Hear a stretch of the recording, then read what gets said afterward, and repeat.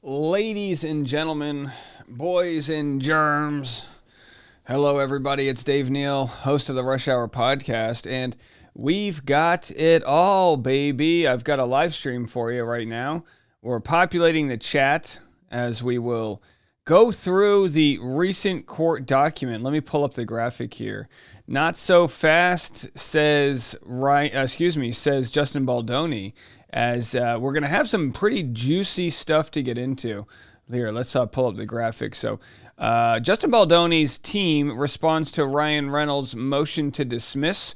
This is an interactive live stream, which means I'll read your comments, we'll talk about it, and we'll probably go about 1 hour here as we try to go through all of the main parts. Barbara says, Dave Neal for president. Well, I am old enough. Court of Random Opinion. Oh, good to see you, Lauren. How are you? I'm sure you already read this. I haven't checked. This came out last night around 8 p.m. my time, and I was planning on reading it yesterday afternoon, but it came out a little late. Gamer Ducko here says, you made a live. Congrats. Anyhow, if you guys would like to tell me what you're doing, where you are in the world, let's hear where you are. Let's find a little about you guys. Oh, we've already got 364 people in the chat. So Lisette with $2 says, just because I love your channel. Oh, that's too kind. So you know what? We're going to dive right into it. Copper Mountain says, my first live. Hi from Arizona. Oh, hello, Copper Mountain. Good to see you. I've stocked up on a nice venti cold brew. You want to hear something funny? I went to a new Starbucks for the first time the other day. It's in the town next door to where I normally go. And I was in the drive-thru. And I said, I'd like a venti cold brew, 1/4 inch, half and half, 2 pumps, sugar-free vanilla. And the lady said, do you normally go to the Starbucks by, Target? And I was like, I do. And she was like, I recognized your order. And I was like, damn right you did. Put some respect in my name. Brianna checking in from Knoxville, Tennessee. Is that Eastern or Southeastern Tennessee? I'm still trying to figure out my Tennessee. Mago, Pennsylvania, Latina. All right, good to see Antoinette from the UK, and we have Canada. Good to see we still have Canada supporting us. Laura from the Dominican Republic. Very nice. All right, folks, we're looking good. Pandora Fox in the high desert of California. God bless you. Florida's in the house. Puerto Rico, Virginia, Wisconsin. Oh, Wisconsin has a new Supreme Court justice, don't they? All right, well, good to see all of you guys. Teresa, of course, from Huntington Beach, checking in. Saw Teresa a couple weeks ago, checking in on her. She's doing just fine. Teresa's thriving, aren't we all? So we'll get into the court documents. This was shared on Reddit. An insider from Blake Lively's side. I've been in the legal industry since 1998. I don't know anybody who thinks Blake's going to win or even has a particularly good case. And that goes for her law firm too. I have a friend that works there. She's not on the team, but she says the team walks around with a look of dread on their faces. They have a nightmare client that is pulling out every PR stunt that's going to maybe or hopefully convince the internet of something, but it's going to do her no favors in a court of law. It's a nightmare. Who knows if this is true or not, but it's interesting tea. Hey, Venezuela checking in. Good to see you. Indiana, Las Vegas, Germany, Missouri, Bulgaria. We got it all, folks. We really got it all. So do me a solid if you're in the chat, hit the like button.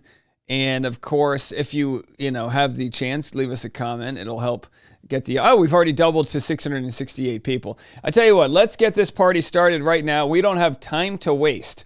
So we've got a 42-page document. We're gonna make this happen in 1 hour. We're gonna do a 1 hour live, and then we'll go live on Patreon right after that. So if you're not, hold on a second. If you're not involved in the Patreon community, we will be live right after for membership, free or paid. So you can join the Patreon if you're a free member. In fact, I always recommend if you can't afford to or don't want to pay, join the Patreon for free. There are times when I give the Patreon things, like today.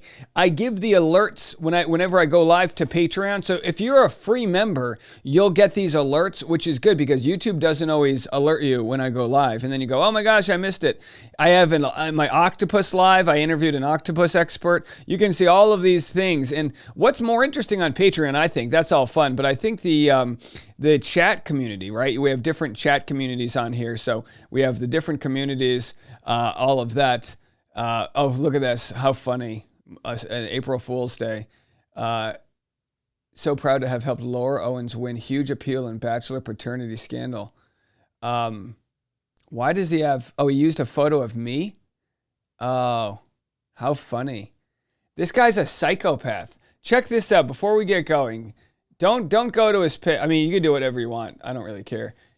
He made a video about me and put a clown face.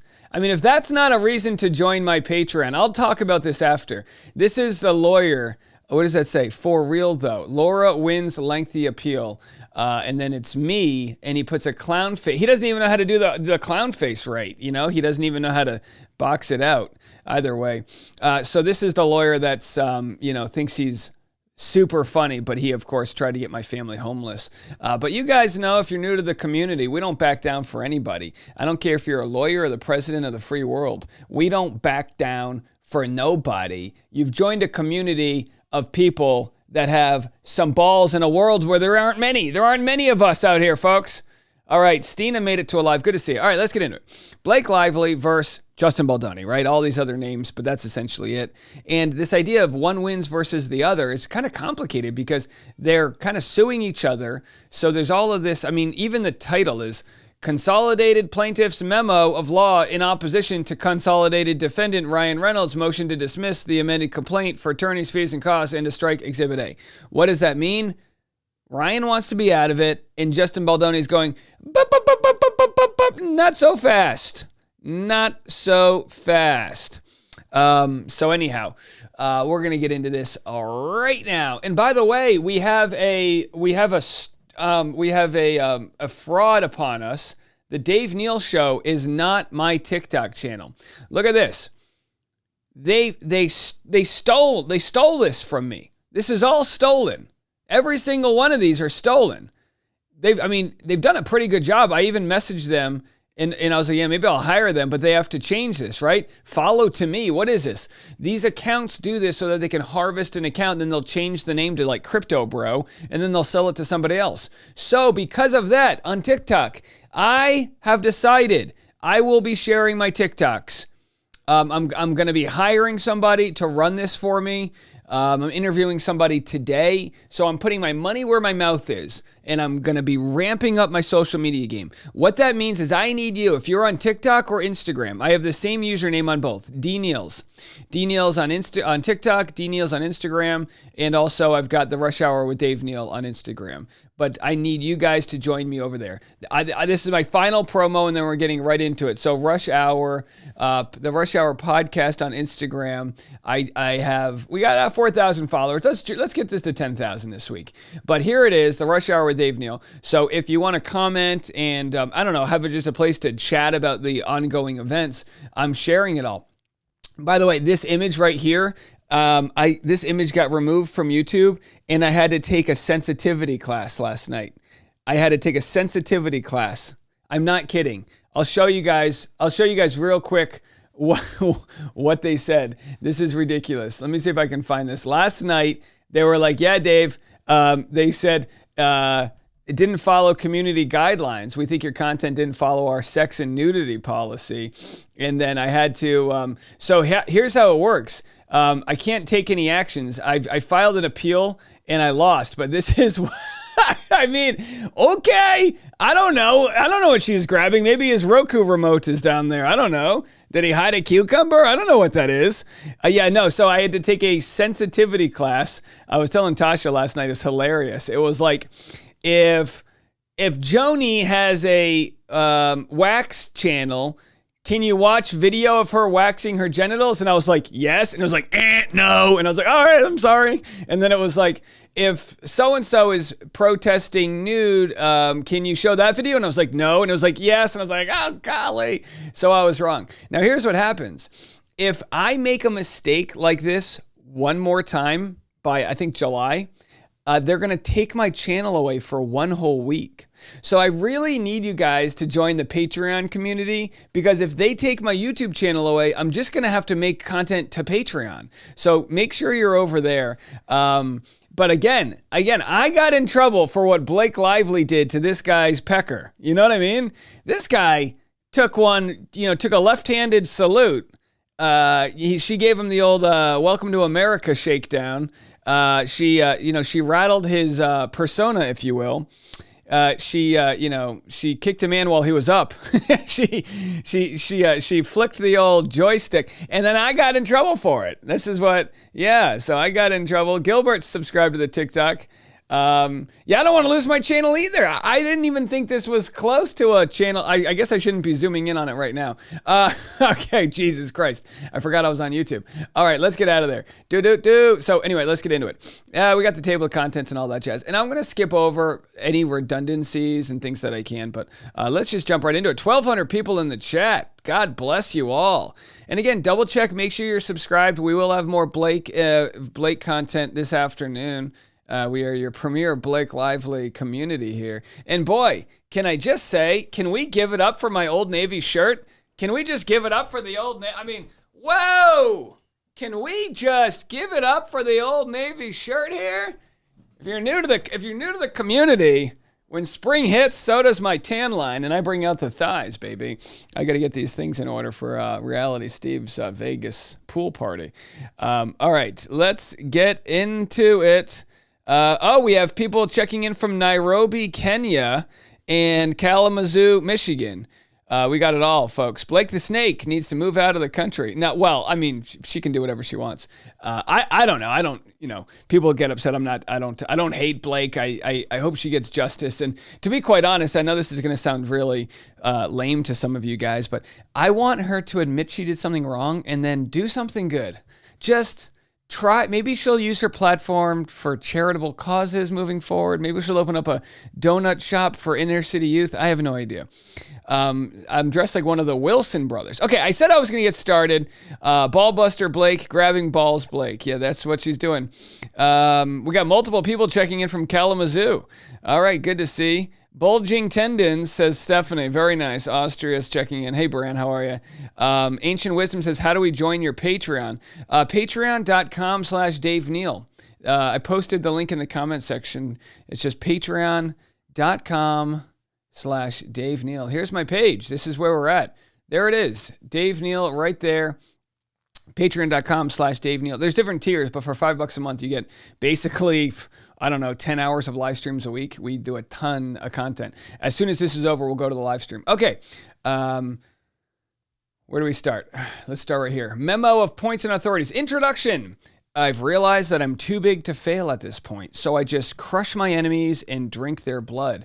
You know who else crushes their enemies? I was going to say, you know who else crushes her enemies? Over here, old left-hand grip Blake. Reynolds pretends that the Wayfair Party's First Amendment complaint fails to set forth any basis for his liability and that he merely acted as a supportive spouse. Not so. The complaint specifically alleges ample facts to support the Wayfair Party's claims against him, based on both his direct actions and his liability as a co-conspirator. The motion fails to show the Wayfair Parties fell short of their pleading burden in the Twombly standard. California law applies to each of the Wayfair Party's claims, but under the law of either New York or California, the Wayfair Parties have pleaded defamation and tortious interference claims against Reynolds sufficient to defeat dismissal. That is particularly true, whereas here, Reynolds has superior knowledge of the facts underlying the Wayfair Party's claims, given the early stage of discovery. In the alternative, any defects or inartful pleadings in the complaint can be remedied by amendment, which is freely allowed, and the Wayfair Parties have gained additional information to plead further facts to support each of their claims against Reynolds, as well as the need to apply California law. Furthermore, the Wayfarer parties can amend their complaint to more fully incorporate the allegations of Exhibit A into the body of the complaint, mooting the motion to strike. Even in the extremely unlikely event that the court determines dismissal without leave to amend is appropriate, Reynolds is unable to recover his attorney's fees as neither California nor New York's anti-SLAPP laws apply here. The motion should be denied. In the alternative, the court should grant the Wayfarer parties leave to amend their complaint because any defects in the First Amendment complaint are easily cured based on the facts now known to the Wayfarer parties. So what they're saying is, he knew what he was saying, he knew it was wrong, and he's going to pay the price. Argument. The complaint gives adequate notice to Reynolds under Rule 8. Reynolds incorporates by reference the arguments made by other parties that the complaint contains impermissible group pleading. Wayfarer parties incorporate their responsive arguments from their oppositions to the motions to dismiss of the Sloan parties in the New York Times and reiterate that any defect can easily be cured by amendment. So then they get into California law. We don't need to cover the California law. They cite a case here about, the laws of New York and California conflict as to each of the Wayfarer parties' claims against Reynolds for defamation, false light invasion of privacy, tortious interference, and civil extortion. So they conflict, and they share the reasons they conflict, kind of decide where to take this thing. The laws of New York and California conflict with respect to defamation. California extends no greater protection to opinions than does the United States Constitution. While New York law, by contrast, in excess of the U.S. Constitution, provides absolute protection of opinions. As New York and California laws and that's so New York, by the way, that you, hey, F you, mother effer, don't fuck with me. California, New Yorkers are just, they can say anything. New York follows the doctrine of dépassage, under which the choice of law analysis is conducted separately for each individual claim. I'm about to sneeze. I can feel it coming. Oh, Oliver checking in from Berlin. Danke Shane for joining us. Danke Shane. Thank you for all the joy and pain. All right, let's see. Someone had said something. Where's my mouse? I lost my mouse. There it is. You get 2 months free if you pay for the year at once. Oh, I didn't even know that, Stephanie. Look at that. Stephanie says Dave is worth the whole year. Stephanie, pimping for Dave. We appreciate it. Where's my pimping for Dave? Don't I have a pimping for Dave button? Oh, here it is. I don't care if you think I'm pimping for Dave. So anyway, they go back and forth on what state they want them, but that's not the juicy part. The only plaintiff who is not a resident of California is Steve Sarowitz, who's in Illinois. Boy, could you imagine being a billionaire in Illinois? As if you don't have enough money. Now it's like, the cost of living in Illinois is probably not too shabby. Good for him. The plaintiffs suffered injury to their reputation in California. I look like I did cocaine. I didn't. It's the allergies. I'm not doing cocaine on a Wednesday morning. I'm raising a 10-month-old. I'm just blowing lines of coke and, rocking a baby. All right, I don't want to have to take another sensitivity course. The economic losses to the plaintiffs, Baldoni, were felt in California. The underlying New York Times article, which is in many respects the genesis of the entire action, is purportedly based on reporting relating to Lively's complaint filed in California. So anyway, they're trying to argue, send this case to California. I personally would love it if it's in California because then we'll report from California. But I'll also report from New York. I'll go wherever the hell they want me to go. I'll go to Cologne, Germany. I don't care. I'll go wherever they need me to go. I'll go anywhere but Illinois. As long as I don't have to go to Illinois, no offense to Chicago, but that's all they got going for them. I'm kidding. We love Illinois. But seriously, what else is there? Chicago's great. The Windy City. The complaint states a claim for defamation against Reynolds. Where defamation is clear on its face, it is defamation per se, and damage is presumed. So they go, obviously there's damages. Look what he said about me. To plead defamation, a plaintiff must allege a written or oral defamatory statement of fact concerning the plaintiff, publication to a third party, fault, either negligence or actual malice, depending on the status of the liable party, falsity of the defamatory statements, and special damages or per se actionability. The court must decide only whether the statements alleged to have caused plaintiff injury are reasonably susceptible to the defamatory meaning imputed to them. And you would argue that any claims for, anything you say about Justin Baldoni that's not true, that's a cancelable event, pretty much the damage is his whole career. Because this is the world we live in, right? Where it's like 0 to 100. Your whole career is damaged if people believe the defamatory things you're saying. Reynolds' contention that the complaint fails to identify defamatory statements he made fails on its face. The federal rules require that each pleading be specific enough to afford the defendant sufficient notice of the communications complaint to enable him to defend himself. They share a case study. Reynolds must have confused the rules of pleadings with the rules of evidence, distinguishing standard to plead defamation from what a plaintiff must prove at trial. Yeah, so proving something at trial is different than distinguishing it to get to trial, it seems. You don't have to have all of your ducks in a row. But, I mean, come on, if you're the judge, there's no way you dismiss this. There's no way. Not to mention, can you imagine if you're the judge's wife? You're like, you honorable judge. I guess that's how the wife talks to him. I need you to send this thing to trial because it's interesting. I've been following Dave Neal's YouTube channel, and I think it would be more interesting if Ryan Reynolds' case isn't dismissed. And then the judge is like, well, happy wife, happy life. We're going to trial. Something, I imagine something like that happens. The complaint alleges that at least twice Reynolds stated to WME executives, William Morris Endeavor, Baldoni's and Wayfair's talent agency, that Baldoni is a sexual predator, and that by implication, WME was in business with a sexual predator. The first statement was on July 15th, 2024, when Reynolds contacted Baldoni's agent, Danny Greenberg, for the purpose, that sounds like such a junior agent, hey, this new hotshot, Danny Greenberg, for the purpose of making these defamatory statements. On the call, Reynolds referred to Baldoni as a deranged predator and warned Greenberg that Baldoni should not attend the film's premiere the next month because no one wants him there.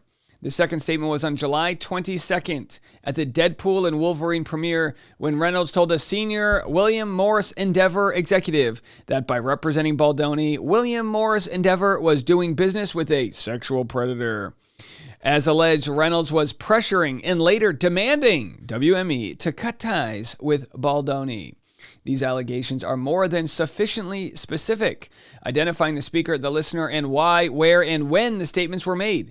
Given this specificity, it is unclear why Reynolds cites cases involving allegations so threadbare as to omit the time, place, speaker, or listener. So Baldoni's side saying, we got the receipts, the location of the receipts, and the receipt of the receipts. So there it is. As to the other Wayfair parties, the complaint alleges that Reynolds worked in concert with Lively and the Sloan parties to publicly and falsely smear them. Reynolds and his co-conspirator made statements to third parties, including at least to the New York Times, that the Wayfair parties engaged in, permitted, and/or failed to prevent sexual misconduct towards Lively and retaliated against her for reporting the alleged misconduct, including by spreading lies to damage Lively's image. Reynolds with Lively and the Sloan parties told the New York Times a false and damning story about an insidious PR sabotage operation deployed as revenge for harassment complaints, knowing that the newspaper would publish. A statement underlying a defamation claim must specifically refer to or be of and concerning the plaintiff. So clearly that shows the plaintiff. There is no question that requirement is satisfied. As alleged, all the Wayfair parties have become figures of infamy because of Reynolds' statements, which were widely disseminated and understood to refer to them. Furthermore, the of and concerning requirement is an issue of fact for the jury to decide, and the court may dismiss an action only where the statement is incapable of supporting a jury's findings, that it refers to the plaintiff. This is not a case in which a jury would be incapable of finding that the statements at issue refer to each of the Wayfair parties. Any doubts raise a question for the jury, not a question of law for the court. The Wayfair parties' allegations also implicate the small group exception of the group defamation doctrine. So yeah, look, they're saying look, the jury's going to know who we're talking about here. So there's no, was he saying that about you? Reynolds' defamatory statements are not unactionable opinion. Under California law, to constitute defamation, the offensive publication must state facts rather than opinions. A statement is defamatory only if capable of being proven true or false. All right. But a statement of opinion is actionable if implicitly based on undisclosed facts.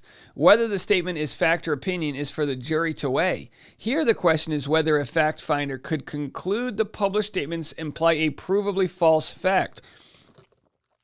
The court applies a totality of the circumstances test in which the court reviews the language of the statement in the context in which the statement was made. If a statement is factually specific, earnest, or serious in tone, or the speaker represents himself as unbiased, having specialized or firsthand experience, or having personally witnessed abhorrent behavior, this may signal that there is a factual basis for the accusations. Courts applying New York law generally consider, 1, whether the specific language and issue has a precise meaning, which is readily understood. 2, whether the statements are capable of being proven true. And 3, whether the full context of the communication in which the statements appear is such as to signal readers or listeners to what is being read or heard, or is likely to be opinion, not fact. So the New York courts focus on the overall context in which the complaint of assertions were made. All right, so they discuss the difference between the court systems of, like, is this an opinion, a mixed opinion? Do we know who we're talking about? Are we talking about the whole group? The actionable element of a mixed opinion is the implication that the speaker knows certain facts unknown to his audience, which support his opinion. And of course, by Ryan Reynolds telling WME he's a predator, they would take that as, well, he must be a predator. Katie Arsenault says, for your information, Danny Greenberg is not a newbie. He's been at William Morris since 2000. All right, so he's been there for a quarter century. Wow. Nancy Drew checking in from Vancouver. Good to see you, Nancy. We love our Canadian friends. No matter what they say, we love our Canadians. Cookie Face says, Dave calls it like he sees it. Well, I try. I mean, look, the fact is, it's like, I always say, if there's any shadow of a doubt, get this to the jury, right? Get this to the jury. Let the jury decide. Present all their evidence. But the idea that Ryan Reynolds, like, I get it. Everyone wants to be dismissed from a case. I'd love to be dismissed from every speeding ticket, but if I went over the speed, that's like, all right, guilty as charged. Reynolds' attempt to recast his statements as opinion is bellied by context. These statements were statements that at least implied undisclosed facts. All are susceptible to a defamatory meaning, namely that Baldoni had committed egregious sexual offenses that warrant the label of sexual predator. Being wrongfully branded as a sexual predator is defamatory as one of the most loathsome labels in society, so says Partridge v. State, 2019. Startwood v. Fodness says reversing order granting motion to dismiss based on allegations that defendant called plaintiff a sexual predator to members of the women's tennis club.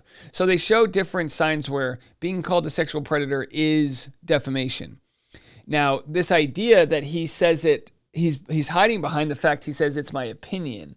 But by saying it on behalf of your wife, Blake Lively, you're sort of saying it as if you know something that they don't know. Josephina says they are not arguing to send the case to California. They are arguing what laws should be applied to the different suits. Oh, thank you so much. Thank you so much. I appreciate that. Nancy Drew said, anytime something goes awry in my life, I hear Dave say, this is the world we live in, and I feel just a bit less stressed.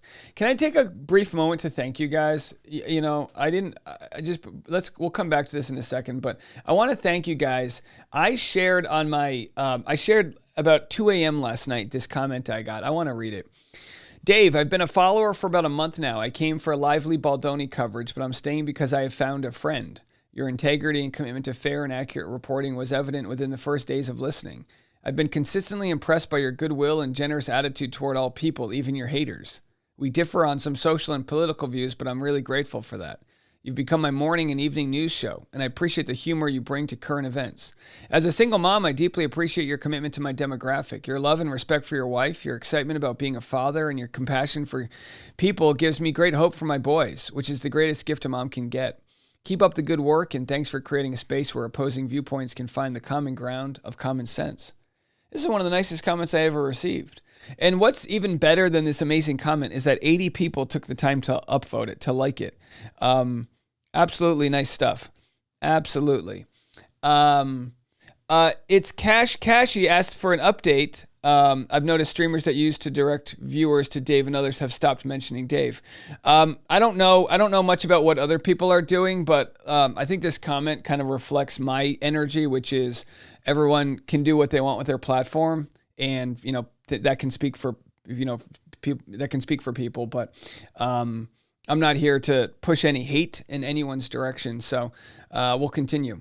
But I did receive a considerable amount of hate last week, a considerable amount of bad reviews, and it was a gut punch. But what came from that is a outpouring of love and support in response to that. So it's one of those things. Can't be for everybody. And unfortunately, if someone punches you, punching back doesn't solve the issue either, because then you look like the dick, you know?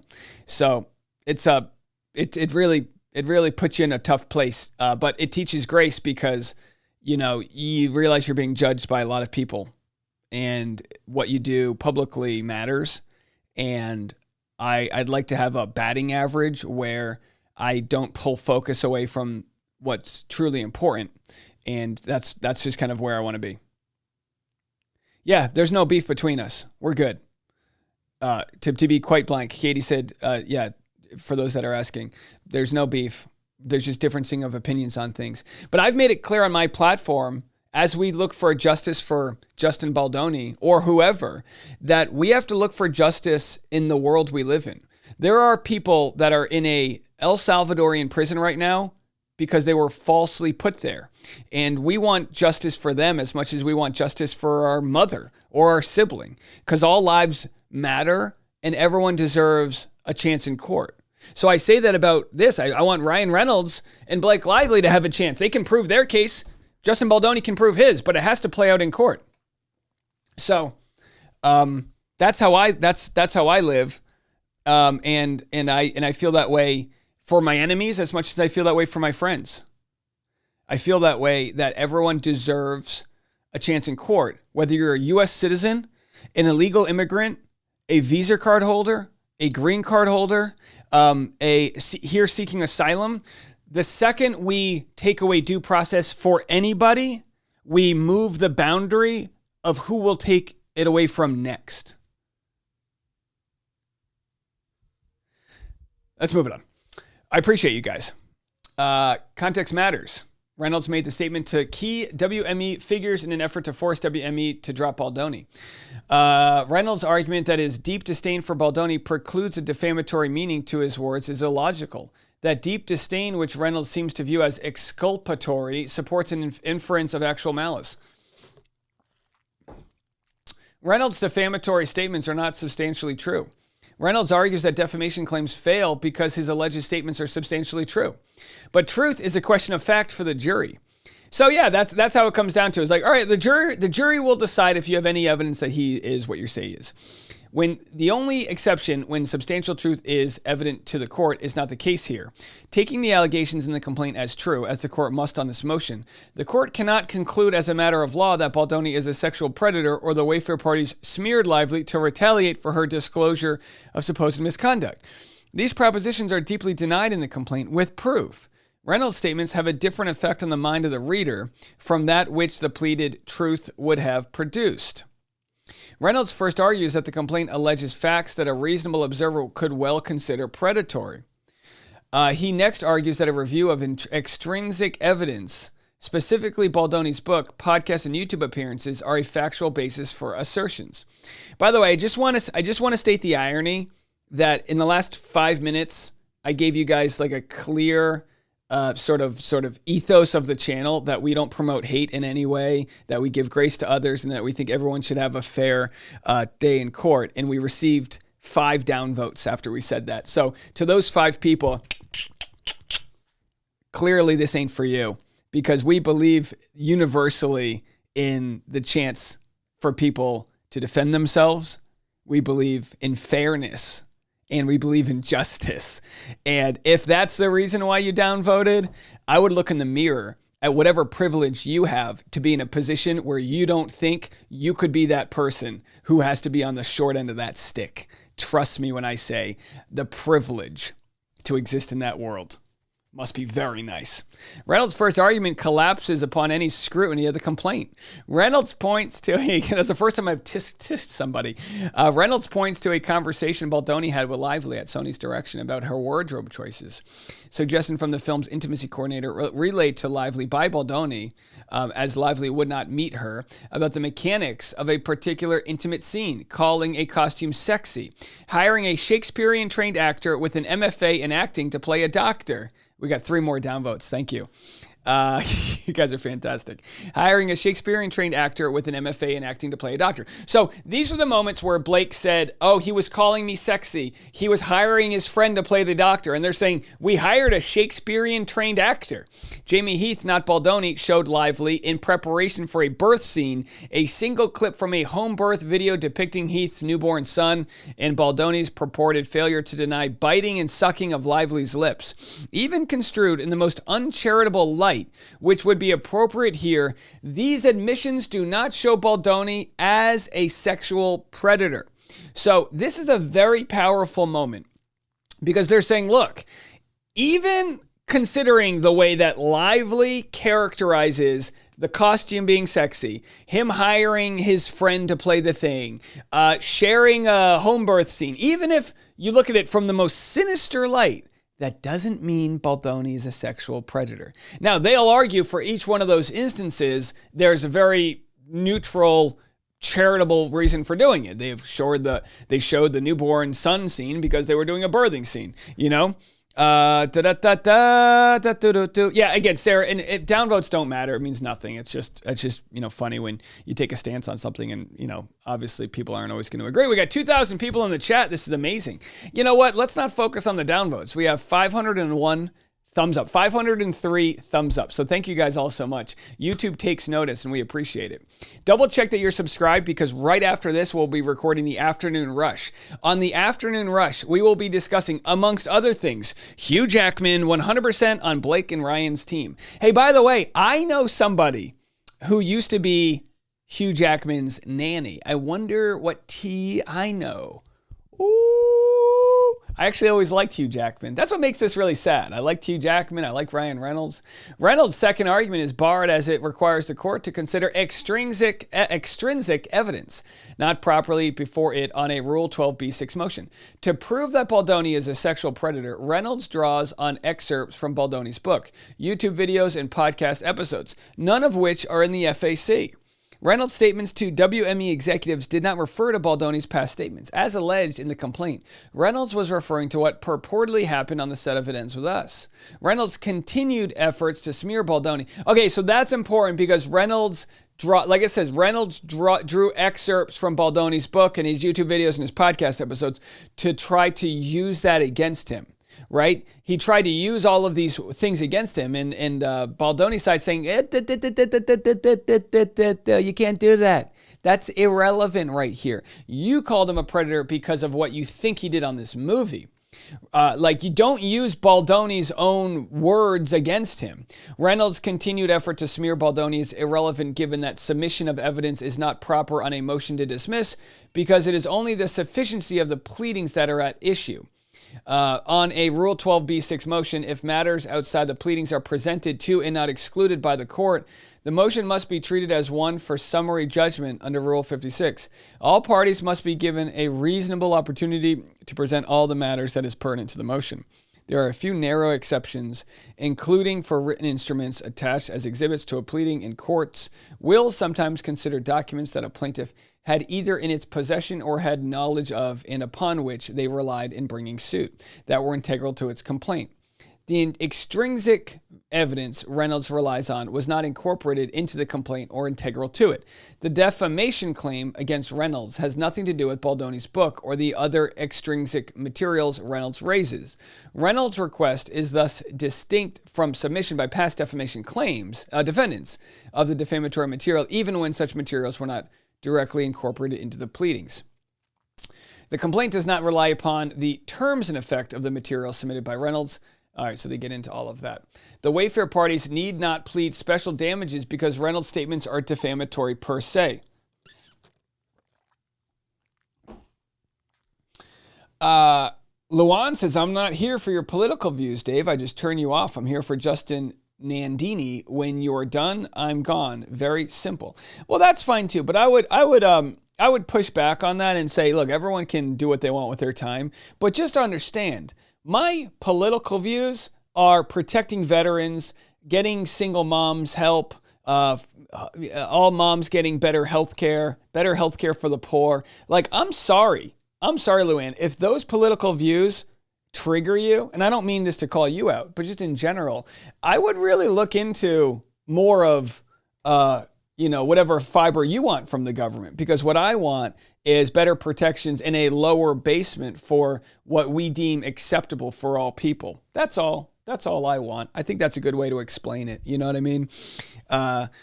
We've got we've got quite a morality crisis happening out there. The Wayfair parties need not plead special damages because Reynolds' statements are defamatory per se. But I do realize I trigger a lot of people. And I might be the first person in a while someone heard that maybe talks about things from a different angle than them. But just remember, I'm out here fighting for the Constitution and fighting for our democracy and fighting for due process. So if you enjoy my coverage over Baldoni, I would argue you may also enjoy my critical thinking skills when it comes to what's going down with our government. Just saying. Because it's always funny when people, I loved you when you covered this, but now that you cover this, I don't like you. And it's like, well, if you liked me, you liked me. It's like, you can not like my opinion, but I think you can respect it. Reynolds argues that the Wayfair party's defamation claim fails for failure to plead special damages. Plaintiffs need not plead such damages where the statements are defamatory per se. With such statements, damage to plaintiff's reputation is conclusively presumed, and he need not introduce any evidence of actual damages. All right, so what they're saying is Baldoni being called a predator, it's like, hello, the damages are done. You're essentially canceling him in the worst way possible. Under New York law, a statement is actionable without alleging special damages. So yeah, they get into this whole thing. So what they're saying is he doesn't need to say he lost $17. All he needs to do is show that what Ryan Reynolds said about him wasn't true. Eliza, $20. Love you, Dave. Thank you so much, Eliza. Oh, what a nice, I just made that very big. What a nice super chat. We really appreciate that. Eliza, 20 big bones. Thank you. That's going to buy me some lunch. Reynolds' statement about the other Wayfair parties is also defamatory per se. So they say, look, the statements he made across the board are going to hurt any one of their careers. As to It Ends With Us and Wayfair, it is well settled that a statement that impugns the basic integrity of a business is per se defamatory. On the face of these allegations, the pleadings of special damages is unnecessary. Yeah, literally in today's world, everything can be defamation, obviously if it's not true, because your business is so much, your brand is, Oh yeah, the people that say I have Trump derangement syndrome. I think there's a such thing as Trump, like delusionally for Trump syndrome, whatever, but I get it. I understand the Trump derangement syndrome. I get it to a point.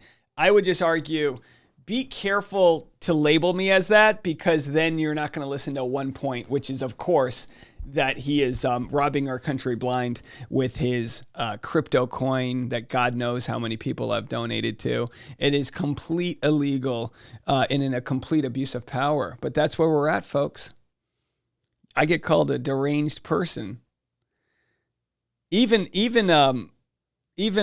mean, I would say this. There's tradition. Oh, whatever. We'll get into it later. I get goaded into it, but you guys know where I stand at this point. And you know what? I could decide not to talk politics, and I would probably have double the YouTube subscribers. But those that say you shouldn't talk about it because you're going to push people away, I would argue those people should at least commend me for putting my ass on the line and believing in what I believe in.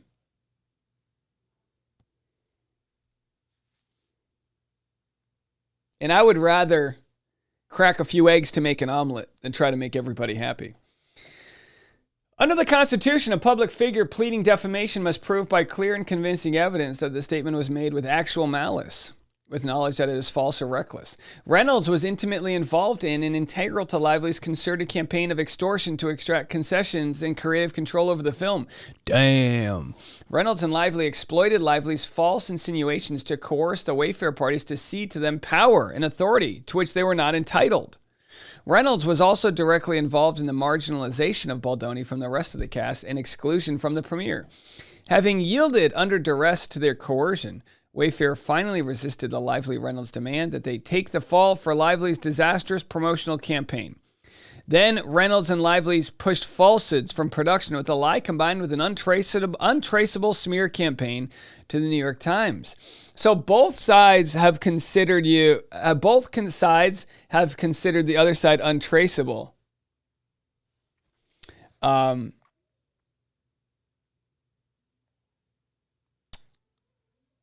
Reynolds and Lively, along with the Sloan parties, engaged in a coordinated effort to exaggerate benign interactions in service of a false narrative that Lively had been sexually harassed. They did so to instill to instill terror in the Wayfair parties and leverage it to accumulate power. This accumulation of power depended upon the ability to conjure and exploit ruinous allegations. The allegations were never true, and Reynolds never knew full well or did not care whether they were true. Reynolds insisted he believed his words, although not alleged in the complaint and thus not properly before the court. It is an argument that he committed extortion, not defamation. Reynolds also knew that the smear campaign narrative was false or acted with reckless disregard for its truth. Along with his co-conspirators, Reynolds got hold of communications between the Wayfair parties from Stephanie Jones that disproved the claim that Wayfair parties had orchestrated a smear campaign. Given that they had these materials, Reynolds, Lively, and the Sloan parties either knew that the narrative they later publicized was false or at best disregarded evidence. It also would have been clear to Reynolds, who owns a marketing company, that the cause of Lively's bad press was her decision to hawk liquor and hair care products while promoting a film about DV. The notion that the backlash was caused by an untraceable smear campaign is so inherently improbable that only a reckless person would have put the claim in circulation.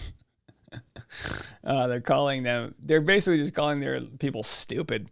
The complaint satisfies the Wayfair party's pleading burden under an actual malice standard. It's important to note that the 6 of the 7 Wayfair parties are not public figures. Heath, Sarowitz, Abel, Nathan, It Ends With Us, and Wayfair.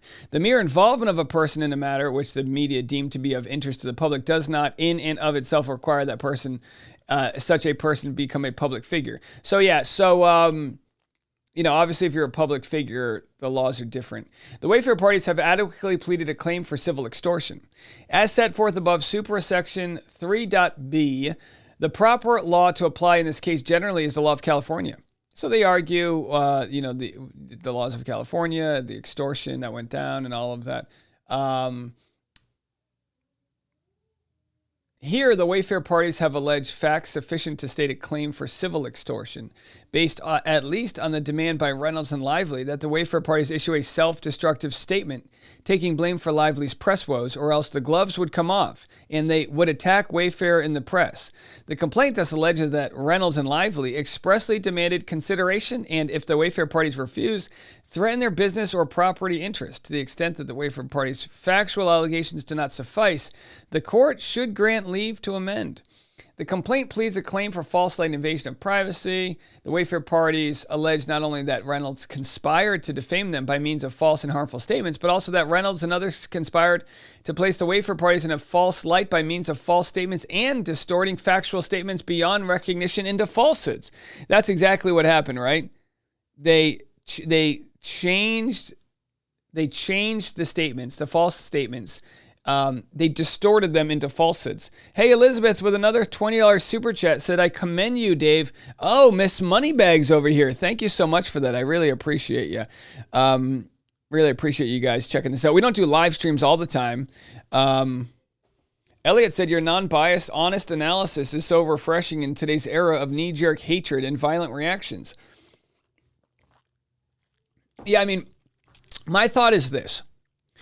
I am not here to dunk on people. I mean, unless they really come after me. I'm just here to, you guys are my jury, right? Tracy said, your show is great. Oh, thank you. You guys are my jury. So if someone dunks on me and they're super unreasonable, I want to come back with my own ego. Oh, F you, blah, blah, blah. But as my jury, you guys will appreciate me more if I stay level-headed. So it's almost as if you hold me to a higher standard than I would normally hold myself. And because of that, I try to be what you would hope I am. Does this make sense? It isn't easy.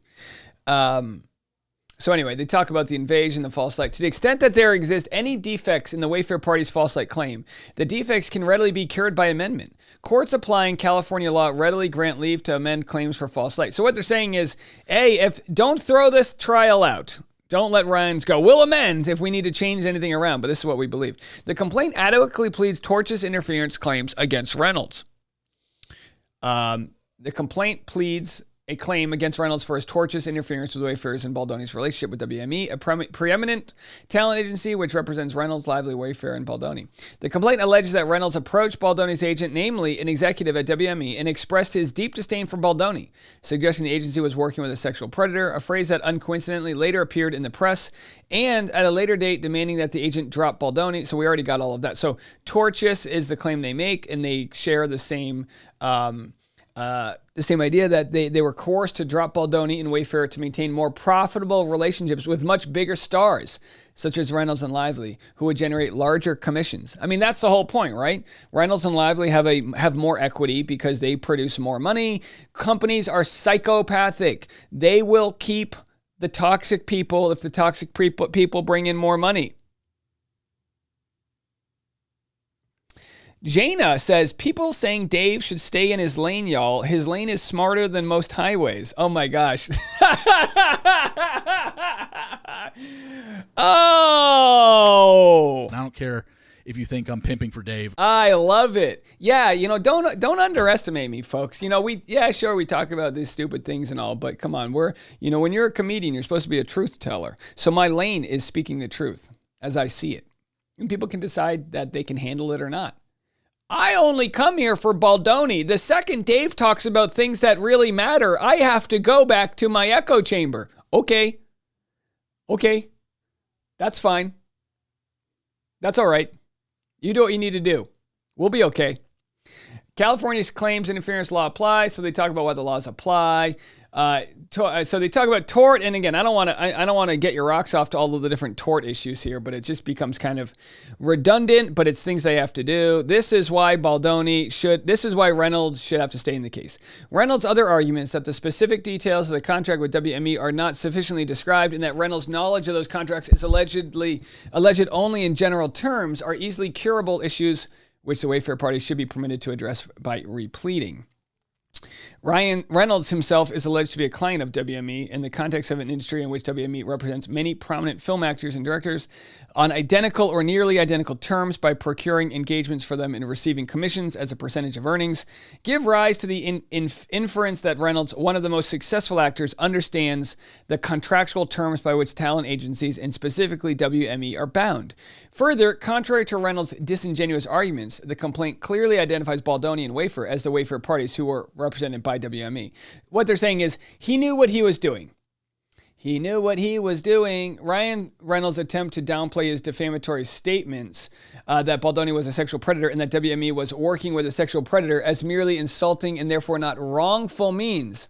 As discussed above, his statements plainly were defamation per se. Reynolds also ignored the threats made to WME that the gloves would come off if the Wayfair parties did not take the blame for the blunders of Reynolds and Lively. Threats that they carried out by defaming WME's clients, harming the Wayfair parties and WME. Alternatively, the complaint states a claim for intentional interference with prospective economic advantage. Per Ichil Pharma. Under California law, the elements of intentional interference with an at-will contract are effectively equivalent to intentionally interference with prospective economic advantage. What that means is you can't get in the way of someone else's contract. Francis says, "You're my favorite show. Keep being you, Dave." Oh, thank you. Thank you. Appreciate you guys. Appreciate you. As set for, by the way, that jury show, Jury Duty, is coming back.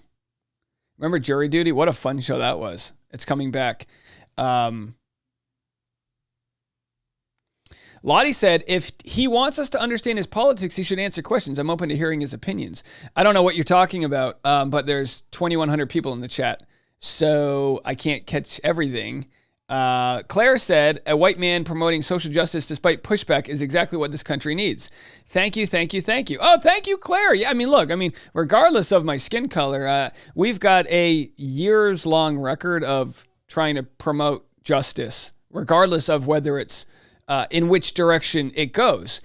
In this case, it might be justice for a white man named Justin Baldoni. In other cases, it's justice for Cassie Randolph or Clayton Eckert or whoever it might be. Really, it's about fairness. That's what it's about. Melanie King with an $11 super chat. Baldoni v. RE and WME. Where's the lawsuit? Didn't their publicly traded-ish past mean someone kept the receipts for accountability, even if they're playing hide and seek in the private sector now? Good questions, Melanie. Absolutely great questions. And again, following the money is always a smart move when it comes to these things. I'll tell you what, let me finish this up right here, and then I'll read some of your questions. But I can't respond to everybody. I literally can't read everybody. I mean, I said, this is what's so crazy. Like, and again, I know 99.9% of people give me the grace, but you realize I've got one central processing unit. So if I'm reading 42 pages of documents, I'm not also actively reading comments, A lot of times people be like, why isn't he reading my comment? Because I don't have clones or producers lined up. Producers, get to those comments. No, it's just me. So we'll try. To show an economic relationship, the cases generally agree that it must be reasonably provable to prospective economic advantages would have been realized but for defendant's interference. All right, so again, Reynolds attempts to invoke the privilege of economic self-interest, an exception to international interference with prospective economic advantage, by suggesting that his alleged motive to seize control of the film production proves he did not act solely out of malice. But that phrase, which reads in its entirety, the defendant acted solely out of malice or used dishonest, unfair, or improper means, is not a requirement of California law. Reynolds does not claim he and Baldoni were actors competing for a role and that his conduct was intended to cause WME to procure the opportunity for him instead of Baldoni. His defamatory statements and threats were intended to accomplish what they in fact did accomplish, that WME would drop the Wayfair parties from representation.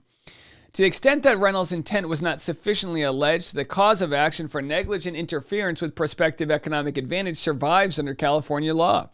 However, although the complaint does not directly address these legal issues, they are facts pled which may give rise to a duty of care. So again, as we wrap it up, I think Justin Baldoni's side did a very, very good job of explaining why Ryan Reynolds should not be let off the hook.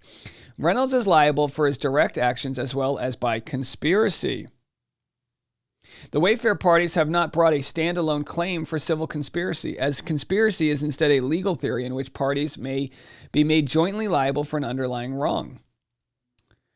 The Wayfair parties have pleaded ample allegations in connection with each cause of action against Reynolds to support the existence of a conspiracy at the pleading stage. For example, the complaint alleges that Reynolds and Lively made a joint threat to attack the Wayfair parties in the press unless they immediately issued a self-immolating press statement, which they did not do. The Wayfair parties have also pleaded facts that establish each claim against Reynolds based on his own direct acts.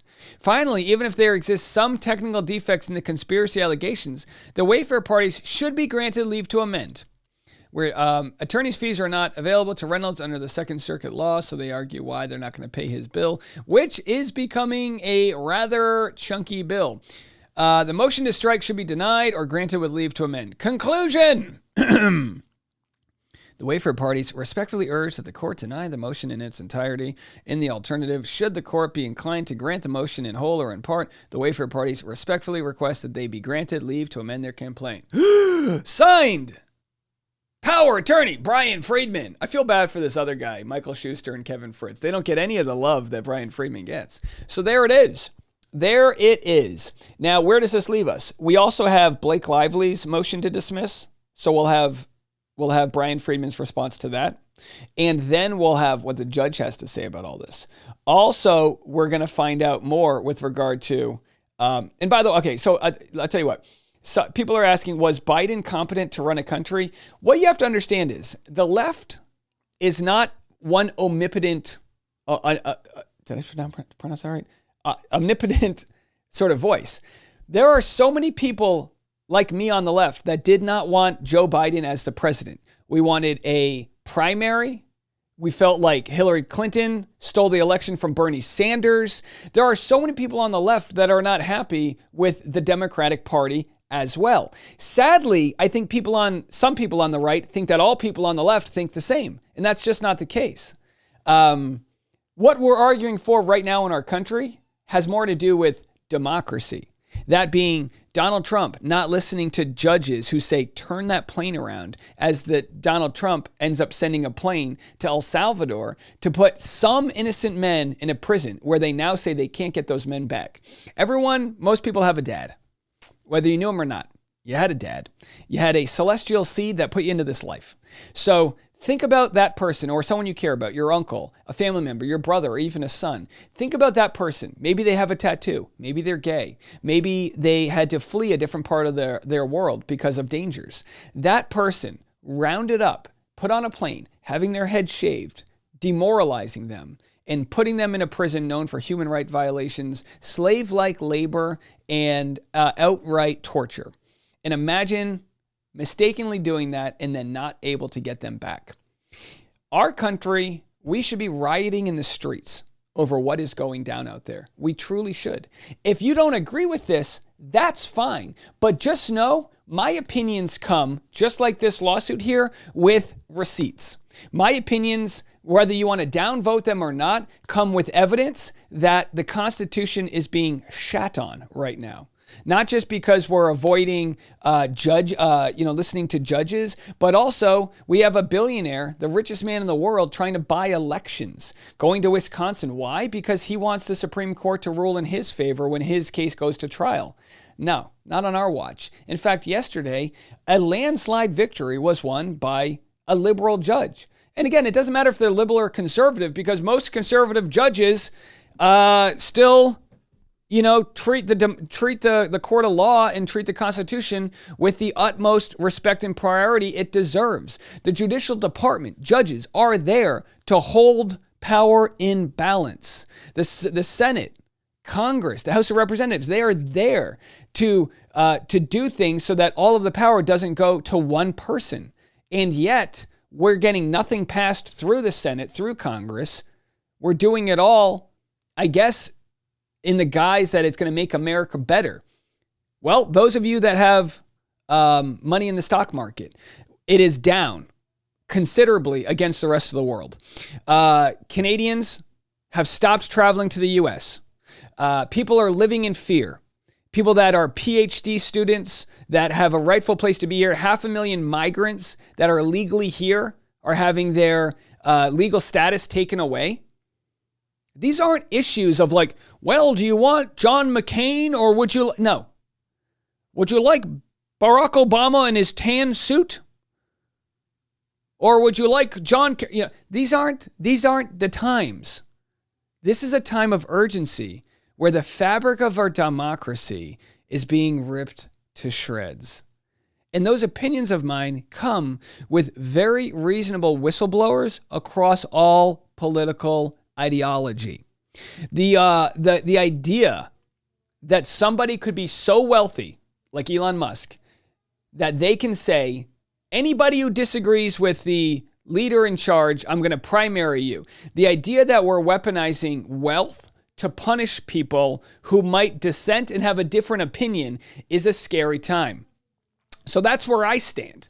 And that's not for everybody. We have 811 likes. We have 19 unlikes. That's going to happen.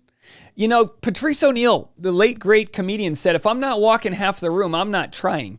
I don't want audience capture. I don't want to be beholden to an audience that wants something from me that's not who I am. So all I can do is tell you, having traveled the country, having traveled the world, coming from a relatively red farm type suburban lifestyle, rubbing elbows in minority communities, living in Boston, New York, and Los Angeles, living now in a red state, a deep red state. My opinions are sharpened by the diversity I've lived. Sitting in a Planned Parenthood, being an Uber driver, driving people to get an abortion, driving people to the ER because they can't afford an ambulance. Every instance of mingling with people that don't look like you is a chance to build empathy and realize that all of those people living in fear right now because of the crime of not being a legal citizen, even though they might pay taxes and have been trying for a decade to become a legal citizen and do it the right way. All of those people, the collateral damage, the ethos of our country, and the vicarious energy of fear, uncertainty, and anger, and divisiveness, and it's me versus you, leads to terrible, terrible outcomes. A world where we love each other and realize that there is an abundance and there is a greater love we can share. That's a world that's been picked apart by social media, and you're not going to get it from me. I'm sorry. You're not going to get it from me. And you might think, if you disagree with me, oh, Dave, you're doing it right now. No, I'm not arguing with anybody who disagrees with me. I'm arguing with those that I believe are ripping apart the fabrics of our society, the melting pot nation we live in. And I'm not saying, well, there should be open borders. No, of course the Democrats dropped the ball on a lot of immigration issues, and there's been a pendulum swinging since the pandemic, which goes into the direction of social justice and then too far and comes back and this and that. I'm fighting in the richest country in the world that we get our act together as the middle class, as the most powerful economy, all of us collectively, and stop fighting left versus right and realize the real problem is up versus down. The problem is those buying elections. And again, that exists in the Democratic Party and the Republican Party. But right now, the Republican Party is the one in charge. So we can be all upset, but what about Hillary Clinton's emails? But what about Joe Biden? We can do that all day long. I didn't like it. I didn't think that we had a populist, progressive vote that spoke for the people. But moving forward, where do we want to be? Where's the fabric of our country going? Is it one of fear, where we think the poor gardener, a guy working in landscaping, or sadly, a guy waiting at a Home Depot for somebody to pick up his day labor work because that's the job they have to take because they don't have legal status where they can apply for jobs on the books? Those people, are they your problem? Are those the ones taking food off of your plate? Or is it Wall Street, private equity, big corporations, all the money in politics doing the bidding for others? You're going to have to think about that. I'll let the downvotes rain in on me. They can rain in on me. But I've been there. A lot of people don't know me. I worked 4 years ago. I was poor. I was living paycheck to paycheck for a decade, trying to get gig after gig, trying to make it, I've been there. And now I pay taxes, a lot of them. Yeah, like 50 grand a year, 60 grand a year. Got a lot of money in taxes. I want that money to go to good things. I want it to help out my neighbor. I want it to go to food stamps. I was raised by a single mom on food stamps. The return rate for every dollar that goes into food stamps is $22 back. Help people get back on their feet. Help people that are struggling from addiction. Help people so that we all have health care. Because we live in a country where 60,000 people a year die from preventable reasons because they don't get to go to a doctor. They'd rather convince themselves that that throbbing thing in their body isn't cancer because they know that if it is cancer, they can't afford it. God damn, what a fucking sad reality that is. What a sad reality it is that some people out here can't afford a child they want to have, they want to bring into this world.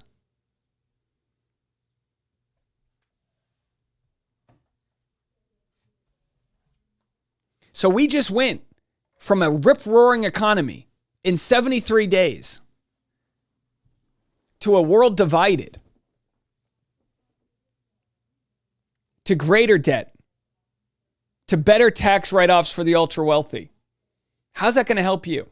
They actually say that the blue-collar world, like the farmers' world, and with all the cuts to USAID, it's going to be just devastating. Because the biggest socialized program in our country is agriculture. The most socialized person is Elon Musk with Tesla, the amount of money that his company has received from the government. But the greatest one is agriculture. The agriculture is propped up by a lot of government programs, right, that pay to keep these farms running. So what we're going to see with all of this is devastation. Lottie said you would disagree with what Musk is doing. Well, how come Elon Musk is sucking the Department of Defense's dick? How come rather than cutting what is the biggest sector of our government spending, half of our GDP, half of our taxes go to the Department of Defense? How come rather than go cut it, Elon Musk got on his knees and gave it a old sucky at the Pentagon? Right? Follow the money. All right, folks. I'm going on Patreon. We're gonna take this party straight to Patreon. If you want to join us, you can join us for $5 a month. That's all it is. Or you could join for free. You could join for free if you click on this link right here, patreon.com/Dave Neal. You can also join for free on Instagram at DNeals right here, or the Rush Hour podcast. By the way, check this out. You guys watch this? You can do. So, Mama, go over there. Stand by the pull-up bar. Oh gosh. Okay. Are you ready? Okay, are you ready? We have a 10-month-old. Tracy Pierce, don't let the doors hit you where the good Lord split ya. Almost 11 months. We just gave you 60 minutes of Baldoni content, and I triggered people with 5 minutes of economy. Old son. Are you ready to go, August? Here, show Mama. Ready? Here, watch. Show Mama your grip. Ready? Show Mama your grip.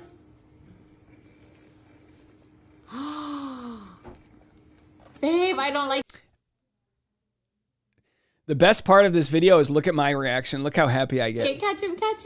Wow, you're so strong. God bless that baby. So you can go follow me on Instagram, excuse me, or Patreon. And let me just give my super chat shout outs. So thank you, Eliza, for the $20 or multiple super chats. Oh, I got them all. Okay. Trying to think. I got that one, just making sure I didn't miss any. So thank you all so much. You guys are fantastic. And to the almost 1,000 upvotes, appreciate you guys. Yeah, we are here. We're continuing to speak truth to power. Jana says, how do you keep doing ethical commentary in a world where wealth literally rewrites the rules in real time? Well, you just got to stay true to what you believe.